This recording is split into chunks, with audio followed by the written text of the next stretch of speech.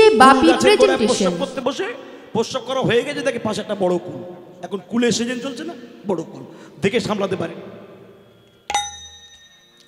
এই কুলটা খেয়ে তাকিয়ে দেখে কুলটা যার উপর পড়েছিল শুকনো গু, মানে গু শুকিয়ে টিন টিন ভাঙা হয়ে গেছে। এখন দেখছে কেউ কেউ যদি কিছু মান সম্মান কিছু করে বলে, চারদিকে দেখছে কেউ নেই, তো যাক আমার 14 গোষ্ঠীর ভাগ্য ভালো, কেউ দেখেনি। দেখলে লোকের কাছে বলে বেড়াতো আমি গুড় কুল খেয়েছি। এবারে মুখ টুক ধুয়ে সাইকেলটা ওপারে রেখে কীর্তন শুনতে বসে আছে। আর কীর্তনিয়া গান করছেন কলঙ্ক মোচন লীলা, কলঙ্ক মোচন গান করছেন।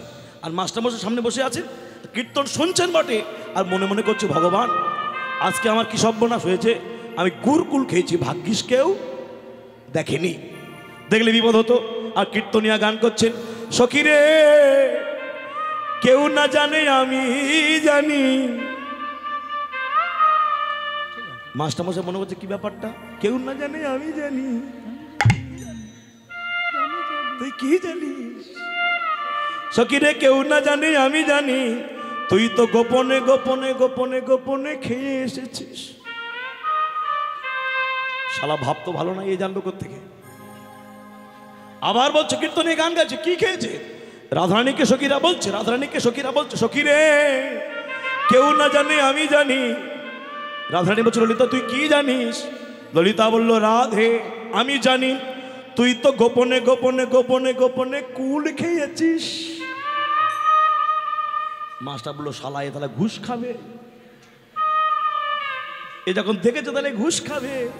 উঠে 200 টাকার নোট দিয়ে বলছে বাবা তোর গান খুব ভালো হচ্ছে, তুই অন্য কিছু পালা কর, এ তো তুই জানি আমি জানি আর কেউ জানে না। দিয়েছে। আর কীর্তনিয়া তো পয়সার জন্য গান করছে, মা টাকা যদি পায় ফুলে ফুলে উঠবে না, যেন আরো বলবো আরো পাবো। সখীরে কেউ না জানে আমি জানি, তুই গোপনে গোপনে কুল খেলি আমি জানি। মাস্টারমশাই ওটা বলছে বাবা আরো 100 টাকা দিল, তোর গান খুব ভালো হচ্ছে, তুই জেনেছি ভালো হয়েছে, কিন্তু তুই আর আমি জানি এই পর্যন্ত চেপে যা চেপে যা, তুই চেপে যা চেপে যা, শুধু তুই জানবি আমি জানবো, কথা চেপে যা। ব্যাপারটা কি? কীর্তনিয়া বুঝতে পারছে না, টাকা দিচ্ছে, আবার বসে পড়েছে, আবার বলছে সখীরে কেউ না জানে আমি জানি, তুই তো গোপনে গোপনে কুল খেলি। মাস্টারমশাই উঠে বলছে বাবা 50 টাকা ছিল, এটাও তো দিলুম আর নেই, এবার তুই চেপে যা। আরো বলছে কেউ না জানে আমি জানি, আমি তো সবার কাছে বলে দেব। মাস্টারমশাই বলে এবার কি বলতো, টাকা তো নেই, আমার মোবাইলটা ধরে দেব। সব তো গেল, কি দেবো বল? অসভ্য কোথাকারে, এটা গুরকুল খেয়েছি দেখে বলে দেবো, বল বল বল বল, ফালতু ছেলে কোথাকারে। এভাবে গুরকুল। আর কীর্তনিয়া কি গাইছে? কুল মানে কি? মাতুল কুল, পিতৃকুল, শ্বশুর কুল, জাত কুল। আসলে সখীরা তো লীলা গাইছে কীর্তনিয়া। রাধারানীকে বলছে রাধে তুই কৃষ্ণকে ভালোবেসে তোর জাত কুল মান কুল খেলি, কুলের মুখে কালি দিলি কুল খেলি, এ মনে করছে গুড় কুল খেলি, টাকাগুলো সব গেল। এভাবে গুরকুল ও বলে জাতকুল। নিতাই গৌর দেবানন্দ। হ্যাঁ, এভাবে এক ওভাবে আর এক। আজকে বৃন্দাবনে ধেনুবৎস নিয়ে গোপাল ঘরে ফিরবে, চাঁদ মুখে দিয়া বেনু। বেনু মানে কি? বেনু মানে কি? বেনু বেনু বেনু বেনু জানো না? বেনু, বাঁশি আর মুরলি তিনটে কি এক? তিনটে এক কোম্পানির মাল, তিনটে সব বাঁশ, কিন্তু তিনটে এক নয়। বেনু আলাদা, মুরলি আলাদা, বাঁশি আলাদা। এই বেনু 7টা ছিদ্র, মুরলি 5টা ছিদ্র, আর বাঁশি 9টা ছিদ্র। এক কোম্পানি, তিনটে এক নয়। বেনু, মুরলি, বাঁশি। বাঁশি বাজে কখন, বেনু বাজে কখন, মুরলি বাজে কখন, এগুলো হলো কোথা থেকে কিভাবে হলো, তবে আজ আর বলবো না গো, একটু লীলাগে মিলন করব। চলুন যাই, আবার যদি দেখা হয় তবে বলবো। তাই গৌর প্রেমানন্দে হরি বল হরি বল। আজকে এই বেনু বাজিয়েছে চাঁদ মুখে দিয়া বেনু, নাম লইয়া সব ধেনু সাদে মুখে দিয়া বেনুল হম লইয়া সবে ধেনু ডাকিতে লাগিল উচ্চ স্বরে আহারে ডাকিতে লাগিল উচ্চ ঈশ্বরে আহারে ডাকিতে লাগিল উচ্চ স্বরে আহারে ডাকিতে লাগিল উচ্চ ঈশ্বরে। যেই তো ডেকেছে ওগো শুনিয়া কানু রোবেনু আহা উত্তম মুখে ভাই ধেনু আহার শুনিয়া কানু রোবেনু ঊর্ধ্ব মুখে ভাই ধেনু। গরু শুনছে গরু উত্তম মুখে ধাই ধেনু কৃষ্ণের বেনু শুনে গরুগুলো ছুটে আসছে শুনিয়া কানু রোবেনু উত্তম মুখে ভাই ধেনু আর শুনিয়া কানু রোবেনু ঊর্ধ্ব মুখে ধাই ধেনু। আর শুনিয়া কানু রোবেনু আর এই ঊর্ধ্ব মুখে ধাই ধেনু ওগো শুনিয়া কানু রোবেনু ঊর্ধ্ব মুখে ধাই ধেনু। তারা পুচ্ছ ফেলি পুচ্ছ মানে কি লেজ লেজ গরুর লেজগুলো পুচ্ছ ফেলি পিঠে রই উপরে গো পুচ্ছ ফেলি পিঠে রয়ু পারে ওগো পুচ্ছ ফেরি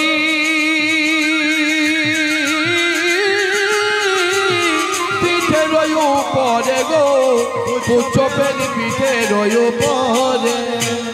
চলেছে সবার আগে কে যে মনে যে ধেনু ছিল ফিরাইয়া একত্র কইল গরুগুলো ফেরালেন অনুসারে বেনুরব বুঝিয়া রাখালো সব আসিয়া মিলিল নিজ সুখে যে মনে যে ধেনু ছিল ফিরাইয়া একত্র কইল চালাইল গোকুলের মুখে। মায়েরা বাবা বৃন্দাবনে আজকে যখন বেনু বেজেছে না কৃষ্ণের বেনুর ধ্বনি শুনে বৃন্দাবনে ধেনুগণ কৃষ্ণের নিকটে গিয়ে কৃষ্ণ চরণ তলে তারা যেন কৃষ্ণকে জানায় হে গোবিন্দ কথাগুলো শুনে নিন এই লীলার কথাগুলো।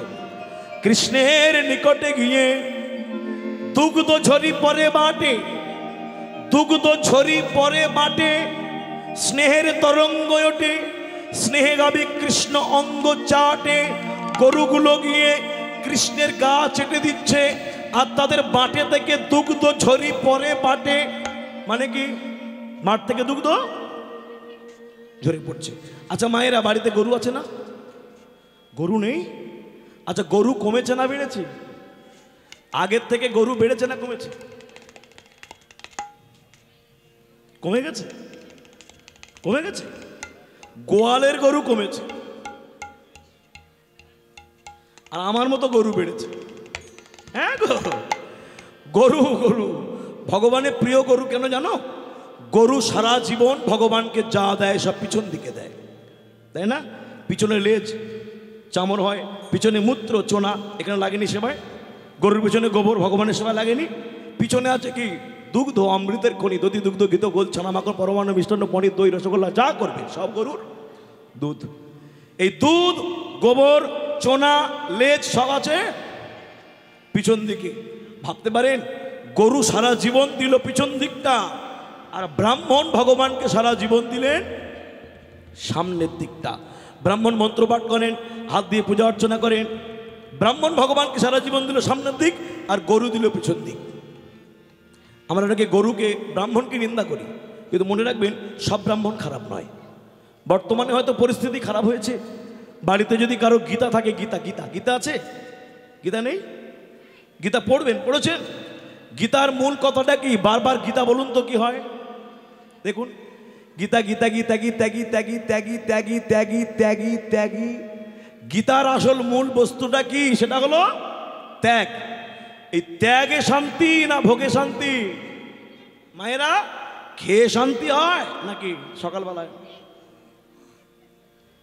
হ্যাঁ সকালে গেলে তবে শান্তি হয় খেয়ে নয় তাহলে ভোগে নয় ত্যাগে শান্তি এই ত্যাগের কথাটা ভগবান গীতাতে দিয়েছেন আমাদের সবার জন্য আমরা পড়ি গীতা আপনারা জানেন মহাভারত 1,00,000 শ্লোক স্কন্দপুরাণ 81,000 শ্লোক রামায়ণ 24,000 শ্লোক শ্রীমদ্ ভাগবত 18,000 শ্লোক আর গীতা মাত্র 750 শ্লোক যার মধ্যে 50টা আজ আমরা পাচ্ছি না 700 পাই হাজার নয়, লক্ষ নয়, ছোট বই আমাদের জন্য ভগবান দিলেন কুরুক্ষেত্রের মাঠে দাঁড়িয়ে।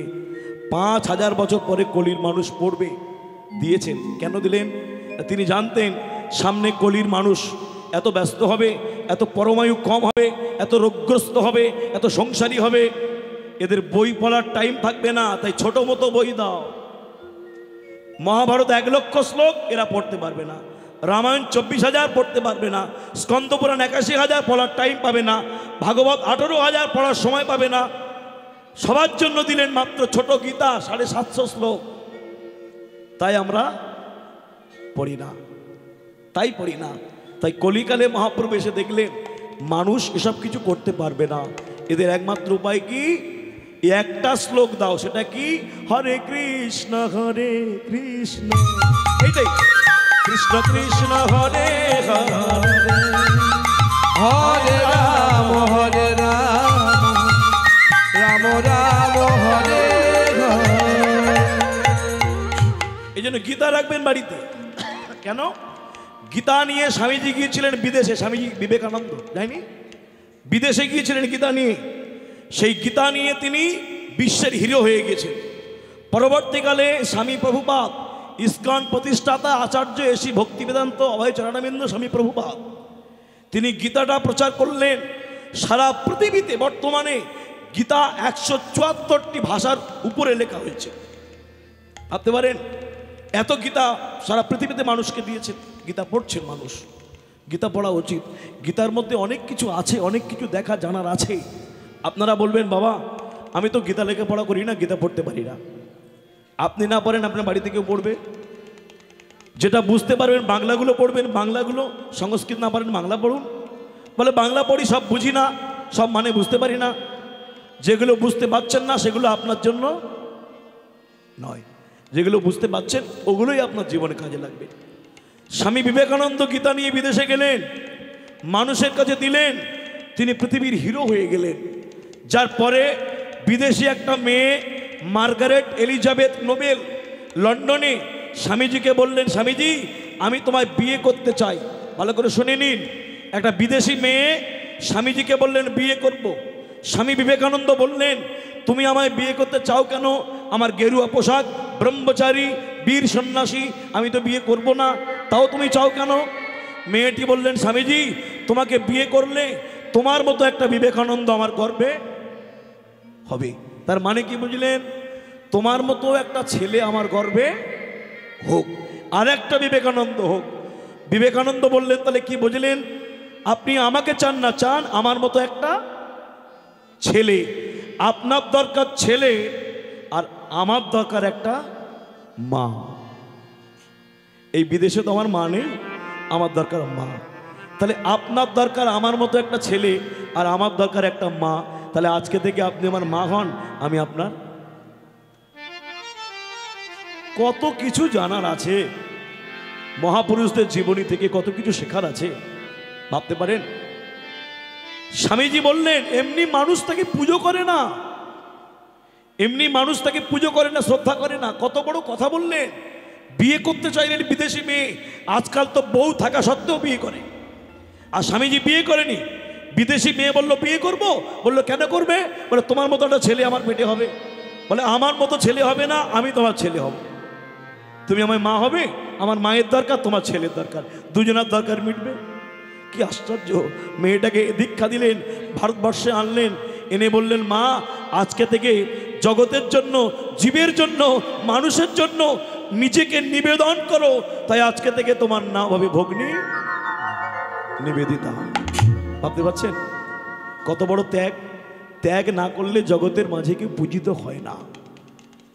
এটাই হচ্ছে আমাদের ভারতবর্ষের মহাপুরুষ মনীষী। ভারতবর্ষের ইতিহাস আমাদের জানানো হয় না মা, আমরা ইতিহাস জানতে পারি না। ছোটবেলায় স্কুলে গেলে আমাদের ইউরোপের ইতিহাস পড়ানো হয়। এই ভারতবর্ষ সোনার ভারত।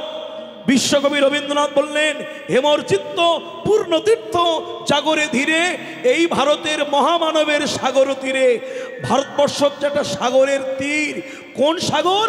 মহামানব। সারা পৃথিবীতে যত মহাপুরুষ জন্মেছে তার অনেক অনেক অনেক বেশি মহাপুরুষ এসেছে আমাদের ভারতবর্ষে। তা না হলে আপনারা জানেন একটা বাড়িতে যদি ডাকাতি হয় একবার, দুবার, তিনবার, চারবার, পাঁচবার, ছবার, সাতবার, কতবার হতে পারে? কীর্তন শুনছেন আপনারা, বলুন একটা বাড়িতে চুরি ডাকাতি কতবার হতে পারে? 4 বার, 5 বার, 10 বার? একটা বাড়িতে যদি 17 বার চুরি হয় তার মানে বুঝে নিতে হবে ওই বাড়ির সম্পত্তি এখনো ফুরায়নি। ইতিহাস খুলুন, আপনারা পড়েছেন, আপনাদের ঘরের ছেলেরা পড়েছেন, জানেন পারস্যের সম্রাট দস্যু নাদির শাহ ভারতবর্ষকে আক্রমণ করেছিল, লুট করেছিল 17 বার। আমি ভুল বললাম? একটু ভাবুন আপনারা, এই ভারতবর্ষকে লুট করেছে 17 বার, তাহলে 17 বার যে চুরি করে একটা দেশে, সেই দেশের সম্পদ কত? আমার মায়েরা কানে সোনা পড়েছে, 10 গ্রাম সোনার দাম 62,000। আপনারা জানেন ওই সোনা পায়ের তলায় পড়ে থাকার কথা। কেন?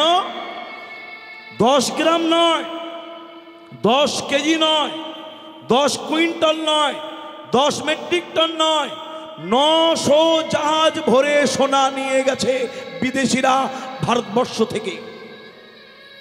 কত জাহাজ? একটুখানি সোনা নিয়ে যত্ন করছেন, সব সোনা তো হারিয়ে ফেলেছেন। একটুখানি সোনার জন্য পাগল হচ্ছেন, সব নিয়ে চলে গেছে। তবু ভারতবর্ষ সোনার দেশ কেন জানো? রবীন্দ্রনাথ, বিবেকানন্দ, চৈতন্য, নেতাজি, রামকৃষ্ণ, আমার মহাপ্রভু, এই সোনাগুলো আমরা হারাইনি, এই মহাপুরুষকে আমরা পেয়েছি, এটাই আমাদের বড় গর্বের কথা। এই সম্পদ আমরা হারাইনি। ভক্তমণ্ডলী, ভক্তিমতী মায়েরা, শুনলে অবাক হবেন, ইস্কন প্রতিষ্ঠাতা আচার্য স্বামী প্রভুপাদ যখন বিদেশে গেলেন লন্ডনের মাটিতে, বিদেশিরা বলেছিল, স্বামীজি কি দেবেন? ভারত থেকে এলেন, কি দিতে এলেন আমাদের? আমরা 200 বছর ব্রিটিশ শাসন করেছি ভারতবর্ষকে, ইস্ট ইন্ডিয়া কোম্পানি, সব তো লুটপাট করে নিয়ে চলে এসেছি জাহাজে করে বয়ে, কি দিতে এলেন? প্রভুপাদ বলেছিলেন, সব নিয়ে এসেছো, শান্তি আনতে পেরেছো কি? বলল না। বলল, সে শান্তিটা কোথায় আছে জানো?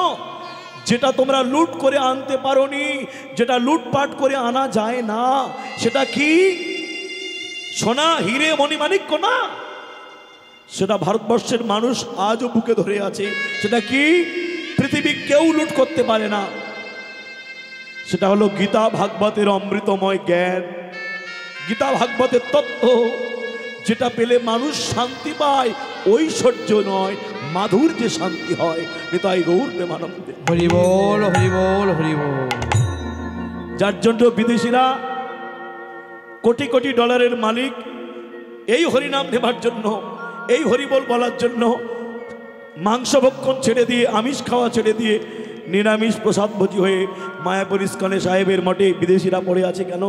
ওদের টাকা আছে, অর্থ আছে, কিন্তু পরমার্থ নেই। সব আছে, সুখ আছে, শান্তি নেই। সেইটুকু পাবার জন্য ছুটে আসা। হরিনামের মধ্যে আর কিছু না থাকে, শান্তি আছে, দূরে যাবে ত্রিতাপ জ্বালা, তোমরা পরো নামের মালা, দূরে যাবে ত্রিতাপ জ্বালা, তোমরা পরো নামের মালা। হরি বল।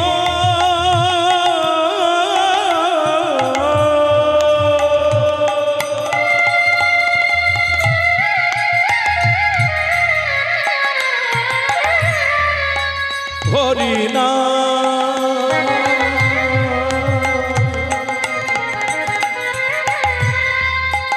কৃষ্ণ নাম,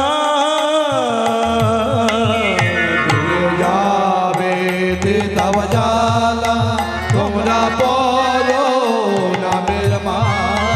সদা হরি ভব তোরি, বল হরি, বল হরি, এসো ভাই নাম গাই,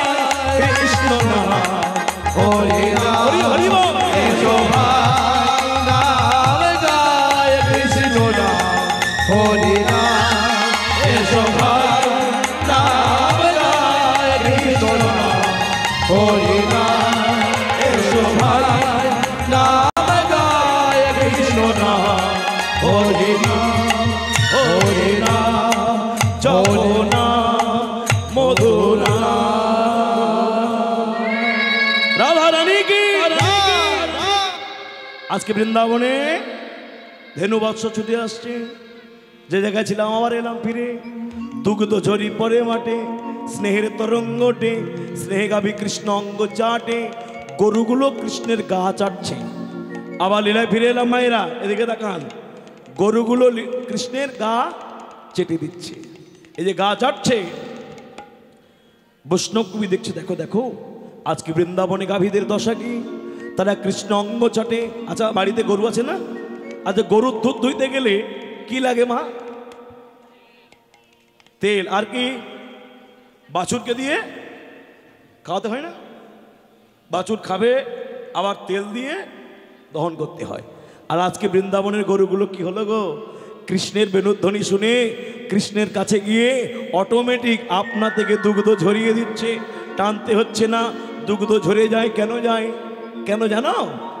গাভীগণ বলছে গোবিন্দ, এই বৃন্দাবনের গোয়ালারা, এই বৃন্দাবনের ব্রজবাসী আমাদের দুগ্ধ নিয়ে ক্ষীর করে তোমায় দেয়, কিন্তু হে গোবিন্দ এই দুগ্ধ, আমরা গরু, আমরা ধেনু, আমাদের দুগ্ধ আমরা তোমায় দিতে পারি না। কথাগুলি শুনুন, বলছে আমাদের দুগ্ধ আমরা তোমায় দিতে পারি না, কিন্তু গোয়ালারা নিয়ে তোমায় দেয়। হে গোবিন্দ আজকে দুগ্ধ গোয়ালাদের দেব না। গরু বলছে কৃষ্ণ আজকে দুগ্ধ গোয়ালাদের দেবো না, আমরা দুগ্ধ ছড়িয়ে দিলাম যেন কৃষ্ণ সেবায় লাগিতে পারে, যেন কৃষ্ণ সেবায় লাগতে পারে। আপন ইচ্ছাই দুগ্ধ ঝরে পড়ে কৃষ্ণ সেবায় লাগতে পারে। আপন ইচ্ছায় দুগ্ধ ঝরে পড়ে কৃষ্ণ সেবায় লাগিতে পারে। আপন ইচ্ছাই দুগ্ধ ঝরে পড়ে হে গোবিন্দ তোমার নাম বলে, আরে আপন ইচ্ছায় দুগ্ধ ঝরে পড়ে, গোবিন্দ তোমার হলাম বলে, আরে আপন ইচ্ছাই দুগ্ধ ঝরে পড়ে গোবিন্দ তোমার হলাম বলে, আপন ইচ্ছায় দুগ্ধ ঝরে পড়ে যেন কৃষ্ণ সেবায় লাগতে পারে। আপন ইচ্ছায় দুগ্ধ ঝরে পড়ে, কৃষ্ণ সেবায় লাগিতে পারে। আরে আপন ইচ্ছায় দুগ্ধ ঝরে পড়ে কৃষ্ণ সেবায় লাগবে মনে। হরে কৃষ্ণ। দুগ্ধ ছড়িয়ে দেয় ধেনুবৎসগণ কৃষ্ণের নিকটে গিয়ে, আর ভগবান ধেনু বেনু বেনু বাজিয়ে ধেনু নিয়ে কানু বেনু ধেনু একত্রে চলেছে। অনুসার বেনুরাম বুঝিয়া রাখালো সব, সব মেনুরাও বুঝিয়া রাখানো সব, আসিয়া মিলিল নিজ সুখে গো, আরে আসিয়া মিলিল নিজ সুখে। গরুগুলো চলেছে, যে বনে যে ধেনু ছিল ফিরাইয়া একত্র কইল, জীবনে যে ধেনু ছিল ফিরিয়া একত্র কইল, যে বনে যে ধেনু ছিল ফিরাইয়া একত্র কইল, জীবনে যে ধেনু ছিল ফিরিয়া একত্র কইল। চালাইল গোকুলের মুখে গো, আরে চালাইল গোকুলের মুখে গো, চালাইল গোকুলের মুখে। আগে চলেছে কি শ্বেতকান্তি অনুপম, আগে ধায়ে বহল রাম, শ্বেতকান্তি অনুপম আগে হয় বলো না, শ্বেতকান্তি অনুপম আগে ধায়ে বলো আরে রাম। শ্বেতকান্তি অনুপম আগে হয় বলো না। শ্বেতকান্তি মানে কি? শ্বেত মানে কি গোমা? সাদা। কান্তি মানে দেহের বর্ণ। অনুপম মানে সে অনুপম, সে বর্ণনা করা যাবে না। শ্বেতকান্তি অনুপম আগে ধায়ে বলরাম, আর শিশু চলে ডাইনে বামে। কৃষ্ণ কোথায়? শাখারা ডাইনে বাঁয়ে, পিছনে শাখা সামনে শাখা। কৃষ্ণ কোথায়? কৃষ্ণ কোথায়? জল আসছে তো? হ্যাঁ জল আসছে, জল আসছে। বেশ, সবাই চলেছে। আগে আর শিশু চলে ডাইনে বামে গো, আরে আর শিশু চলে ডাইনে বায়ে গো, সকল রাখালো মাঝে, সিদাম সুদাম পাছে ভালো শোভা করিয়াছে। আরে শ্রীদাম সুদাম পাচ্ছে ভালো শোভা করিয়াছে। আগে বলরাম, দুদিকে অন্য শাখা, শ্রীদাম সুদাম পাছে, পাছে মানে পিছনে, শ্রীদাম সুদাম পাছে ভালো শোভা করিয়াছে। শ্রীদাম সুদাম পাচ্ছে ভালো শোভা করিয়াছে। কৃষ্ণ কোথায়? সবার মাঝে, তার মাঝে, তার মাঝে নবঘন শ্যাম। হরি বল। আরে তার মাঝে নবঘন শ্যাম, তার মাঝে নবঘন শ্যাম, আরে তার মাঝে নবঘন শ্যাম। ঘন বাজে শৃঙ্গাবেনু গগনে গকুর ঘন বাজে সিঙ্গাবেনু গগনে গকুর রেণু বাজে সিঙ্গাবেনু গগনে গকুর রেণু ঘন বাজে সিঙ্গাবেনু গগনে গকুর রেণু পথ চলি করি কত রঙ্গে গো আরে পদ চলি করি কত রঙে মা পথ চলি করি কত রঙে পথ চলি চলেছে সকল রাখালো গণ দিয়া আবা আবা ঘন সকলে রাখালো গণ দিয়া আভা আভা গণ সকল রাখাল গণ দিয়া আবা আবা ঘন এই খোকা এই সামনে তোরা আবা আবা দিস আবা আবা জানিস জানিস না এখন তো বাচ্চারা সব জানেই না মোবাইল ছাড়া কিছু চেনেই না এরা কার্টুনের মতো হয়ে গেল সত্যি তাই আমি মাঝে মাঝে দেখি জানো মা এই আমার দলে দু একটা আছে মুর্শিদাবাদ থেকে যদি গাড়ি ছাড়ি রাত্রিবেলা আসতে সকাল 10টা বেজে যাচ্ছে সবাই ঘুমায় সে মাল দুটো ঘুমায় না ওই আবার দেখাচ্ছি কারা হ্যাঁ আছে ওদের ওই কাজ জানেন আমি মাঝে মাঝে দেখি রাত্রি 2-3টে বাজে বাড়ি ফিরি গান থেকে অনেক ছেলের রাস্তাঘাটে মোবাইল নিয়ে বসে আছে 20 বছর 18 বছরের ছেলেরা হাতে মোবাইল আচ্ছা বলুন তো এই 18-20 বছরের ছেলেদের হাতে কি থাকা উচিত ছিল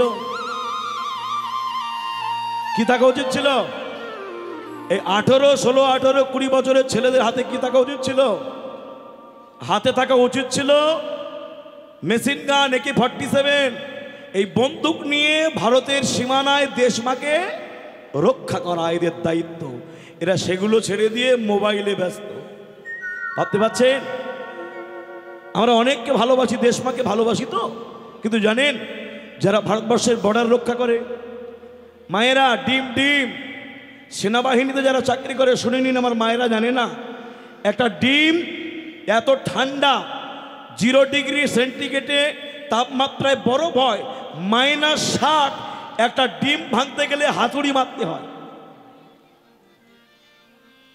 কিরকম ঠান্ডা বলুন সেই ঠান্ডায় কোমর পর্যন্ত বরফে দাঁড়িয়ে ভারত মায়ের বীর সন্তানরা সিয়াচেন বর্ডারে দেশ রক্ষা করছে বন্দুক হাতে নিয়ে এরাই তো দেশপ্রেমিক এরাই তো আসল মায়ের সন্তান তা না হলে মেদিনীপুরে মাতঙ্গিনী হাজরা পুলিশের গুলি খেয়ে মাটিতে শুয়ে পড়েছে কিন্তু ভারতের পতাকা মাটিতে পড়েছিল পতাকা পড়েছিল মাটিতে একটা মেয়ে ছেলে মাতঙ্গিনী হাজরা পুলিশের গুলি খেয়েছে ব্রিটিশ পুলিশের গুলি খেয়েছে দেশের মায়ের পতাকা ভারতের পতাকা মাটিতে ফেলেনি নিচে পড়েছে মাটিতে লুটিয়ে জাতীয় পতাকা মাটিতে ফেলেনি এরাই তো প্রেমিক এরাই তো ভালোবাসে মাকে মানুষ হলাম জন্মগ্রহণ করলাম দেশকে ভালোবাসতে পারলাম না হিন্দু ধর্মকে ভালোবাসতে পারলাম না এটাই বড় আক্ষেপ অনেকে মাটি কপালে তিলক সেবা করলে নিন্দা করে না যারা কপালে তিলক কাটে তিলক সেবা করে আপনি এটুকু ভাবুন ও তো পারে আমি পারি না কি ও দেশের মাটি কপালে মাখতে পারে আমি পারি কি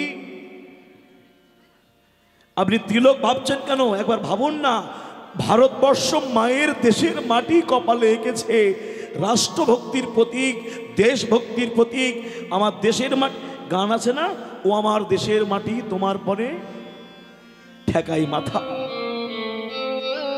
ভাবতে পারেন এরাই তো প্রেমিক দেশকে ভালোবাসে যারা ভক্তমন্ডলী ভক্তিমতী মায়েরা আজকাল বাচ্চারা তো একটু আপনারা শিক্ষা দিন বাচ্চা সন্তানগুলো কোথায় যাচ্ছে এসব মোবাইলে কার্টুনে শেষ হয়ে যাচ্ছে একটু আগিয়ে যান লক্ষ্য রাখুন আজকে ছেলেগুলো জানে না আবা আবা কি আপনারা জানেন তো আবা আবা আমরা ছোটবেলা করেছি না এটা দেখা তো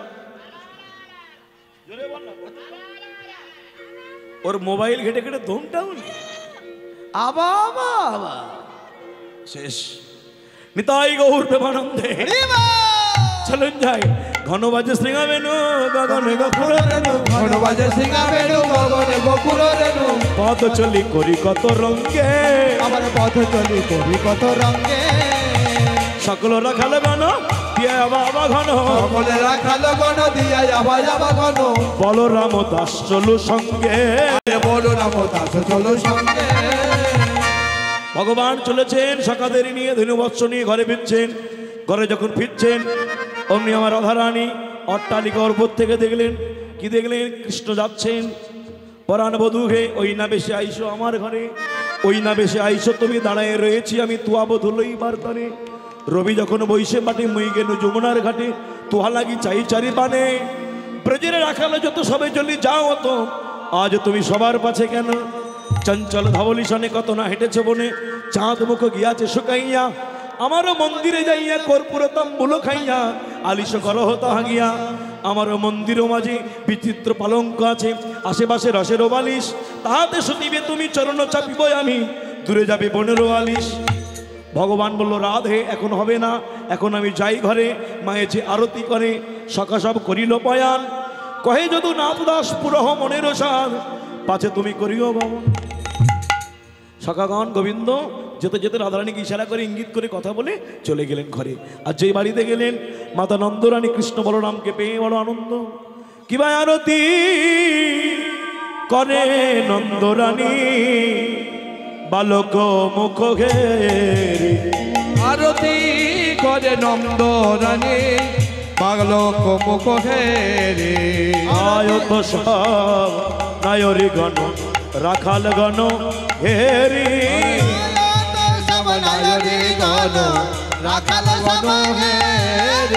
রম্ভা ফল ঘিত প্রদীপ, পুষ্প রচিত থারি।